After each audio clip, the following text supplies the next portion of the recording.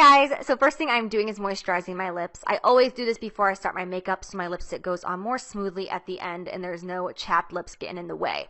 Then I'm just going to throw my hair up in a high ponytail so I get all that hair out of my face so you guys can see what we're doing. I'm going to prime my lids. I'm using MAC Pro Longwear Concealer and NW20. This is my favorite all-time primer for the lids because it conceals and primes at the same time, so it's perfection. Then I'm going to be going in with my new babies. Oh my gosh, I love these eyeshadows so much. These are the new Anastasia Beverly Hills single eyeshadows. They will be releasing next month, and you guys will be the first to know because I will let you know the second they release. They're beautiful. I'm going to be going in with the shade Birkin. This is just a really nice neutral tone. It's great for that crease area as a transition color. It's very similar to like a MAC soft brown type shade if you're familiar with that. I am using a Sigma E40 blending brush to dust this all over that entire crease area. You can put this all over the lid if you want. You don't really have to. We're really just focusing on that crease area and just buffing it out nice and gently with no harsh lines. Then I'm going to be going in with a gel eyeliner. This is the key to this look. I'm using Maybelline Eye Studio. It's from the drugstore. It's black as can be, and it's awesome sauce.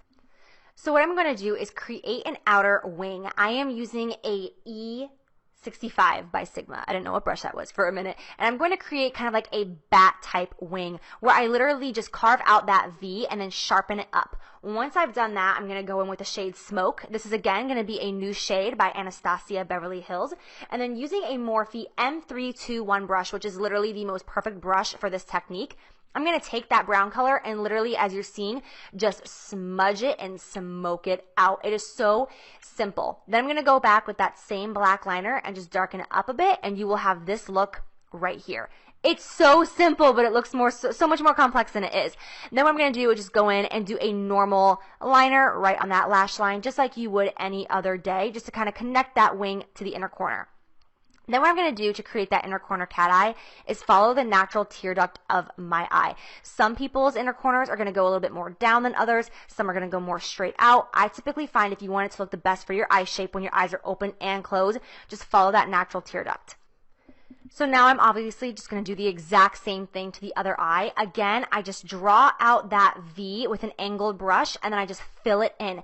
As you'll see right here, you might feel like, wait, what do I do with the eyeliner? Because you naturally want to connect it to something.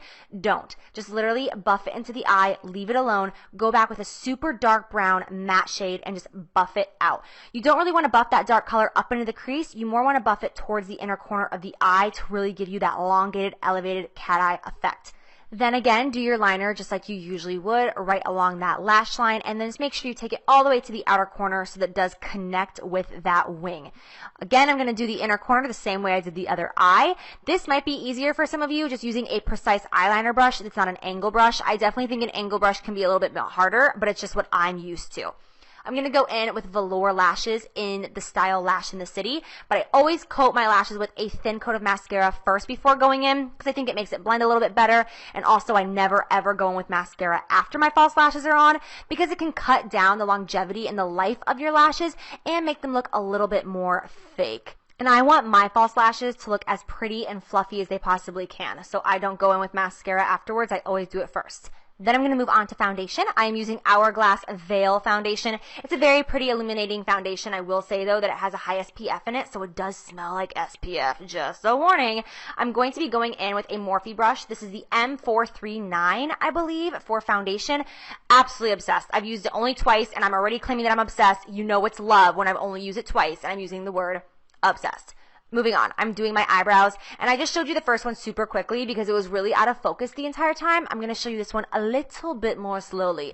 I am using the Anastasia Brow Wiz in the shade, oh no, I forgot the shade, soft brown, taupe, I don't know. I'll link it down below for you guys, but I am just going to go ahead and fill in my brows like normal. If you guys want an updated brow routine, just let me know in the comment section down below. I'm going to conceal my under eye area, and I am using NARS Radiant Creamy Concealer to do this. I know a lot of you have been saying recently that I have exchanged this one for the MAC Pro Longwear, and it's true, you guys. I've just been using this recently. I go through phases, and this is just, it's my boy right now, so it's what we're doing. I've been enjoying it. And if you guys are wondering, I do my concealer and my foundation after my eyes when I'm doing a smoky or a cat eye look because sometimes you can mess up your foundation if you do your eyes second. So doing your eyes first will ensure that you have the perfect foundation application and eyes. As always, I'm going to set my under eye area. I am using MAC Pro Longwear Emphasize powder mixed with Anastasia Beverly Hills Banana powder. This is from her contour kit. And then I'll also just put a little bit of that on my chin and my forehead just to even that out, because sometimes a highlight underneath the eyes by itself can be a little overwhelming when you don't balance it around the face. Then I'm going to go in with that same smoke color from Anastasia. If you guys can't tell, this is like the easiest thing ever, right? It's only 2 eyeshadows that is creating this look. Like, yes, please. Then I'm going to go back in with that original shade that we went in Birkin, and I'm going to just buff that out with a pencil brush on this entire lower lash line. If you guys don't want this to be super smoky, you can leave this part out and just do mascara and call it a day. I wanted to blow it out. I wanted to show you guys the full production, the full effect, and all the drama and potential that this look really has. So I'm going to coat my lower lashes with Rimmel Lash Accelerator. This is from the drugstore, and it's one of my favorite lower lash mascaras because it really separates your lashes, and I don't like clumpy bottom lashes. I'm going to go in with MAC Cosmetics Mylar. I wanted to keep this look very matte. I didn't want a lot of shimmer in it because I just absolutely love a smoky matte eye. Like, who doesn't? It's classic and it's timeless. And Mylar is a beautiful highlight that isn't a full matte, but it's not a shimmer. It has like this beautiful gleam to it. Then I'm going to go in and just do a little bronzing and contouring. I am using a NARS bronzer in the shade Algorithm. This is part of their holiday collection. And I am using a Morphe brush. This is the MB5. And I'm going to bronze my face. I'm just going around my cheekbones, around the temples and the forehead.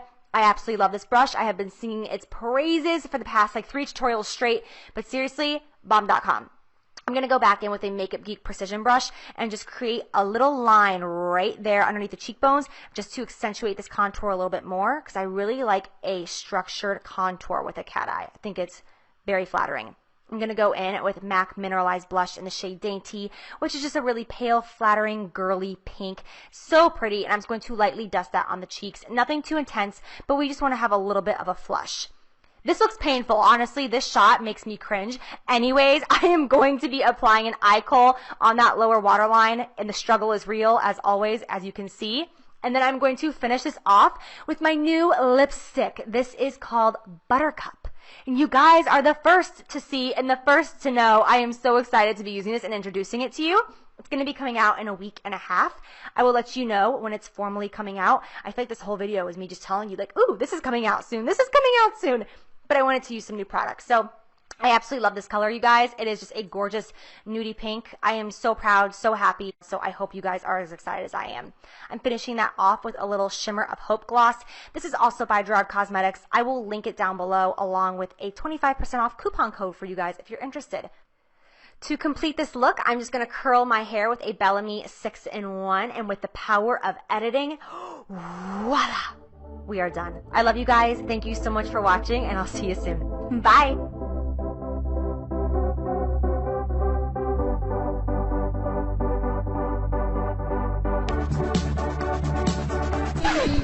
This ain't a shoulder with a chip or a ego.